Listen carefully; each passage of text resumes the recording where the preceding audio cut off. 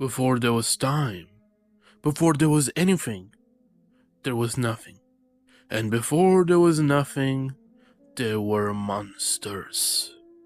Here's your subscribe button. One of the most prevalent aspects of Adventure Time is its lore, and more specifically, in this case, the so-called primordial monsters. I say so-called because in the proper show, they are never, as far as I'm aware, actually called that. It's just a name that came from the fandom and stuck to the point that people think it's an official title. Now, it's possible that the crew working at the show see the name online and make it canon, but as far as I know so far, I don't think it is. Despite showing in the franchise for a totality of like 30 seconds, these creatures have taken a quite sizable amount of estate in the online discussions. If I had a favorite thing about the franchise, as well as my biggest critique, it would be that it introduces a million cosmic entities, which is awesome, but it rarely develops or explores these characters or concepts fully. Like yes, we got plenty of Prismo, Scarab, and Golb in Fiona and Cake, but what about the other 20 gods introduced? Very minimal. We don't even know most of their names. The same problem comes with these monsters. We don't really know anything about them, which fuels the fandom to speculate about it and fill the gaps with information that is incomplete, which leads to the misleading of the larger community who now takes these interpretations, or rather misinterpretations, as canon. There are two of these monsters that we factually know about. Orgolorg, the ruler of the solar system and the destroyer of worlds. He was cast down by Glob in a battle for the Catalyst Comet thousands of years ago. As he fell to Earth, he was crushed into the shape of a penguin, losing all his memories and eventually becoming Ice King's sidekick, Gunter. Kokontepi is a little more mysterious. We know less about him, and we know that at one point he died and his corpse became the source for the magic of Wizard City. Some people think he was the source of magic in general, but as we know from Fiona and Cake Season 2, there are multiple sources of magic and different types of magic users. And we know due to the heart of the forest and the undergrowth that Kokolontepe is definitely not the source of all magic. Now, how do we know that these two guys specifically are some of those monsters? Well, one, they are the exact same color and have similar designs. Two, you can literally see them in the Sea of Monsters when Lich talks about them. 3. The whole point of them showing up in that scene is to let you make the connection because Orgolorg was the final villain of that season.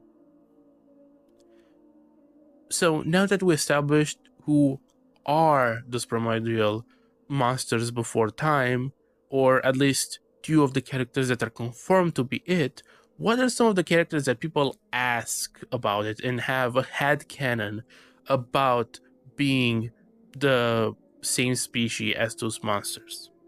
Lich is probably the most popular character when it comes to this subject, and just in general, Lich is very prevalent in the misinformation going around on the internet about the series.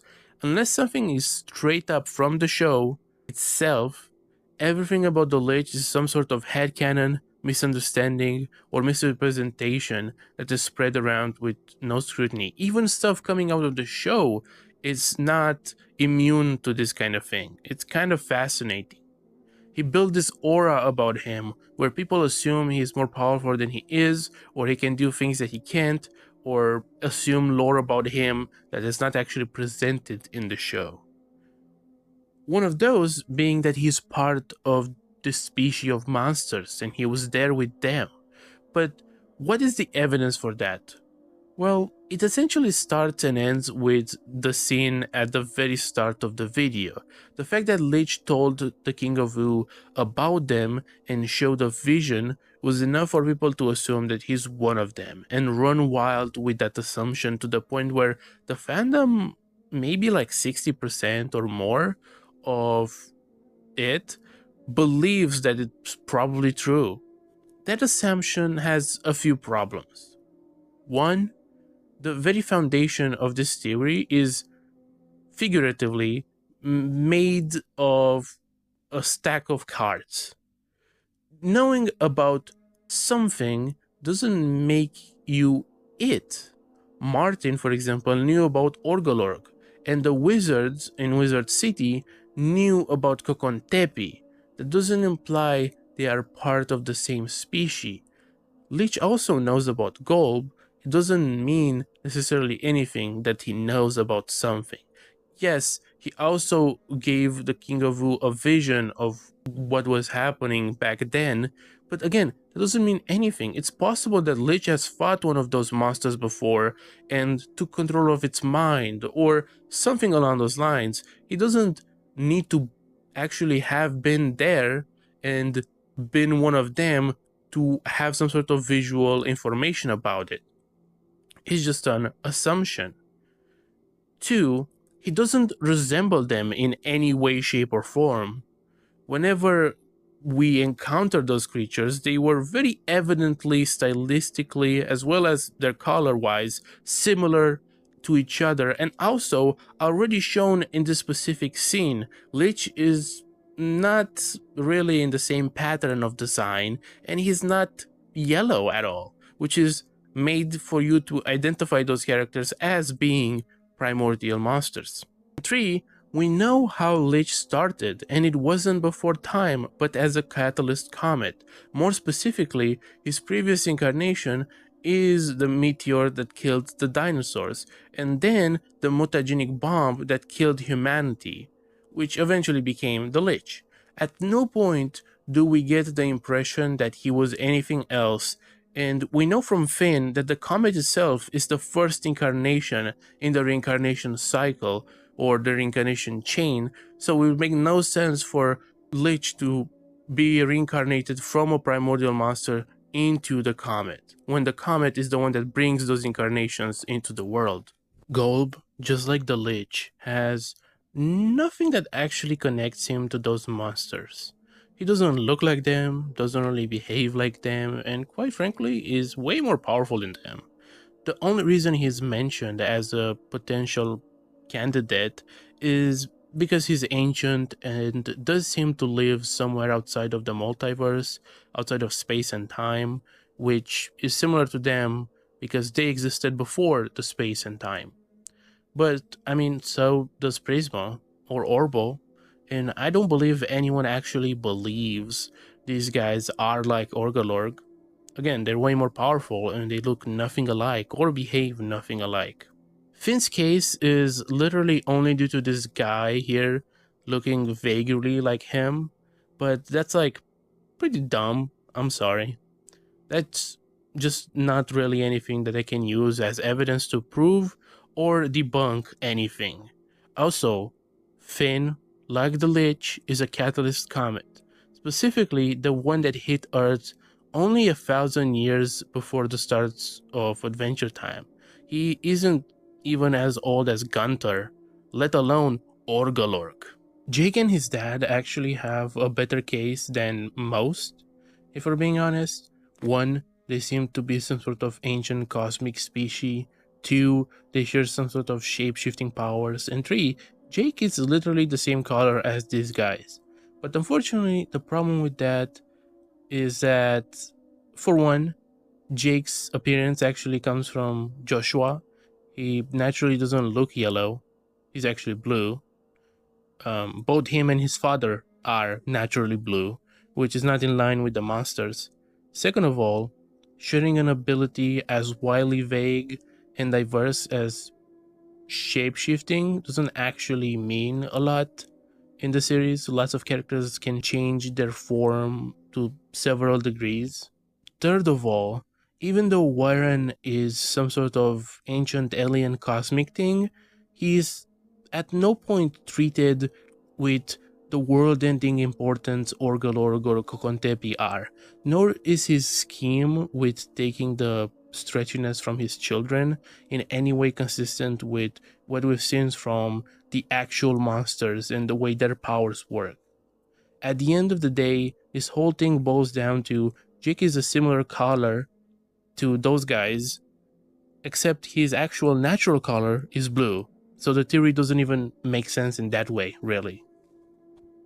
I've actually seen, totally not off script, one of the few Adventure Time channels I'm subscribed to have his own theory in which you could argue both Lich and Jake are primordial monsters, but in like a totally different and new way I've never seen before. So if you want to check out something that's interesting, go check that video out.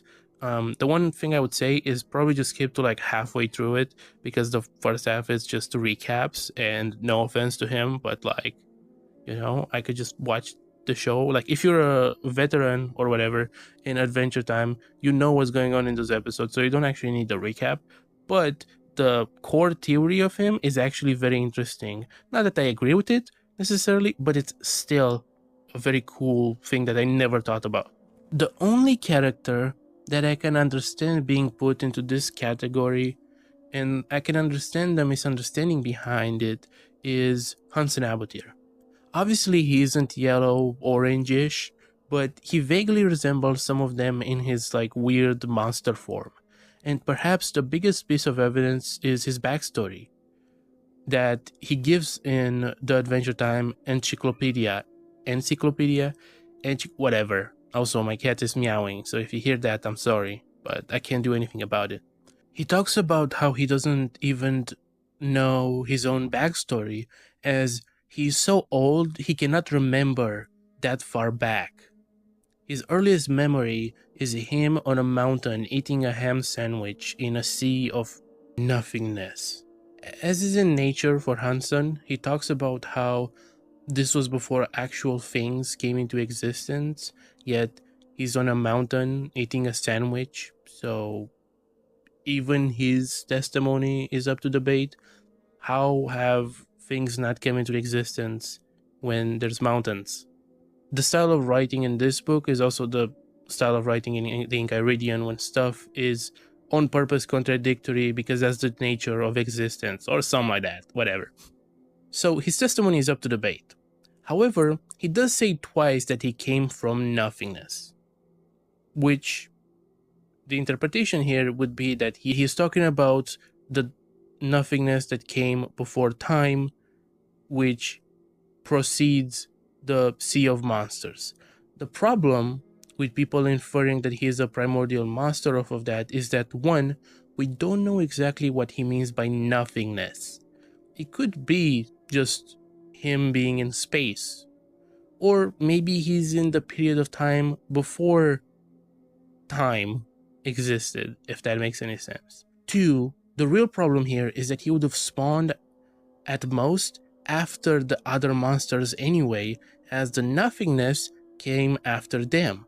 So regardless of what the nothingness refers to, it still wouldn't be the Sea of Monsters. 3. Orgolorg, for example, did not lose his memories or sense of existence over time before he became Gunther. And especially if you think Lich is one of them, then how would he have this photographic memory of every single one of them, being able to even show them to the King of Wu, while Hunson apparently just couldn't remember it? Even though Hunson allegedly just stayed the same this whole time, yet Lich, who reincarnates, remembers everything. It's one of those things where, because he's very old, people assume he has to be just as old as them, when at worst he's just like older than the solar system, and at best he's just older than time. And it's kind of funny to say, oh, he's only older than time, but it is true. At his most, he's still a creature that came after the primordial monsters, not with the primordial monsters. And nothing about him really is consistent with some of those monsters. Not in terms of his design, not in terms of his character, not in terms of quite literally anything. So I think that one is also a stretch. Again, at the most, he is a creature that came after the monsters, but before the start of the universe. Many people make the argument that he only knows about them due to his incredibly long life, because he was a scholar of golb, and that he was just a scholar of golb and nothing else. I heavily disagree, simply due to the fact that just looking at his speech during the episode of Gold Stars heavily implies that he was a primordial in his previous life. And I've got to say, in all honesty, it's the biggest piece of dog shit that I have ever heard. Like, look at this, for example. This is what I'm talking about when I say misinformation.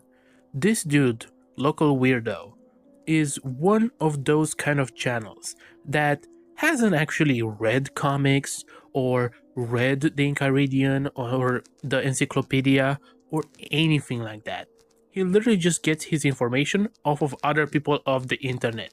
I don't even know how he's watched the show. I'm not sure he did watch the show, because literally in this video, and what pisses me off is the title. The fact that he talks about media literacy when this whole video is just him inferring stuff from his own mind. He pulled all this information, all these assumptions right from between his ass cheeks, and then expects you to just, take it as it's fact. And he then puts media literacy in there to be like, well, if you don't understand, if you didn't get it, if you didn't get the signals that the writers directly beamed into my head, like Prismo did with Ice King, then you're wrong, and you have a media literacy problem. And then you go into the comment section of this video and you see other people like that just making stuff up. This is what I'm talking about, just making stuff up. Look at those two comments.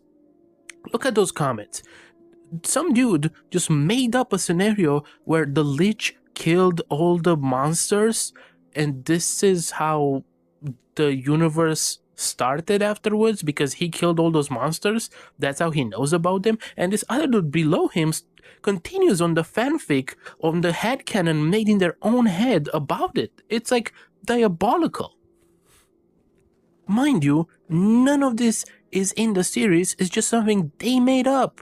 And now they're gonna get mad at me when I point out that they made it up. That's what I'm talking about. This is why it pisses me off.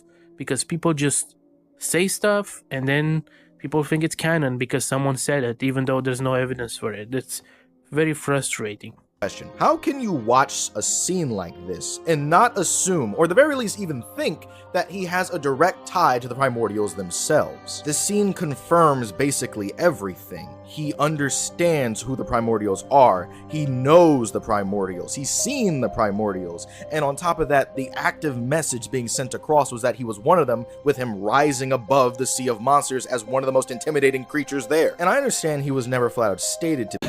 Hear me and hear me good, nigga. I'm here to double down. That shit is a 2-pack of ass. The fuck are you talking about? That shit stinks.